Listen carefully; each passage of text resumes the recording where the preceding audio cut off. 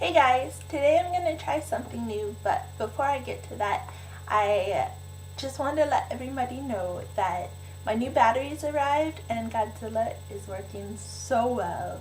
So that's all taken care of. So in my last video, I told you guys that I would be going to Rome soon, and I actually went this past weekend. I'm not sure how many of you have heard of IFNEC. I know the nuclear engineers probably have, but basically IFNEC was this global nuclear energy partnership that the U.S.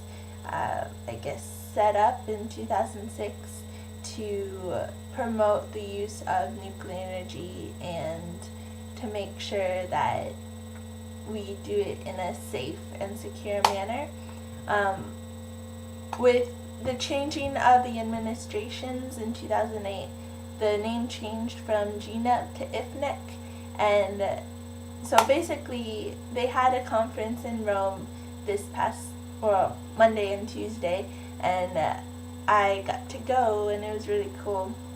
Dr. Petticord actually set it up so that I could give a presentation during the examples of student exchanges session, so I got to talk about the Fulbright, and I put this together just because I thought you guys might like to see stuff along my way.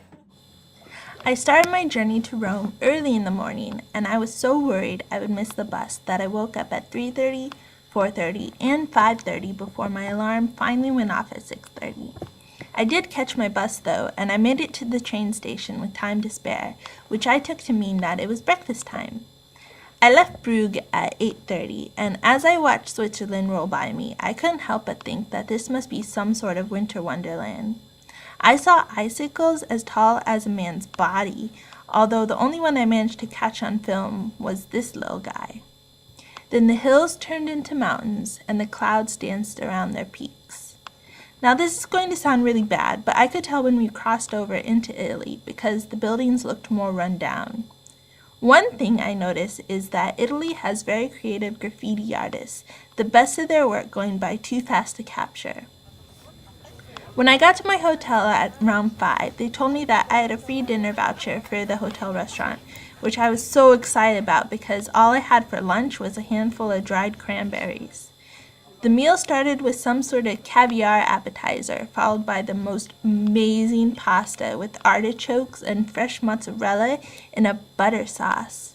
I would have been fine if that's all the dinner included, but then came the main course, which would have been delicious if it wasn't covered in red peppers.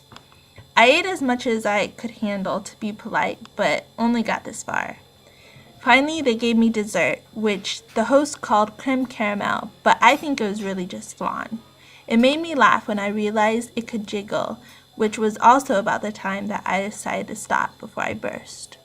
The next morning, I saw some pigeons in front of this one building and got slightly lost trying to find another hotel's restaurant. I found it though and had some ravioli followed by one of the best cups of cappuccino I've ever tried, although that's not saying a lot because I've only ever had like 7 cups in my life. In the afternoon, I got to see the Colosseum, which had interesting characters clustered around it, like these guys dressed as gladiators.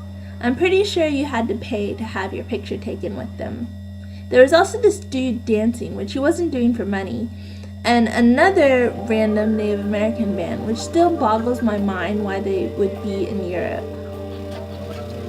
In addition to crazy characters, the Colosseum was surrounded by all sorts of Roman ruins, like this ark and this basilica, although that wasn't Roman.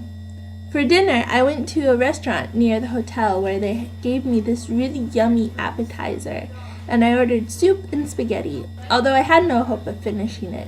I think the waiter was disappointed by how much I couldn't eat, so I asked to take it home with me. I still never finished it.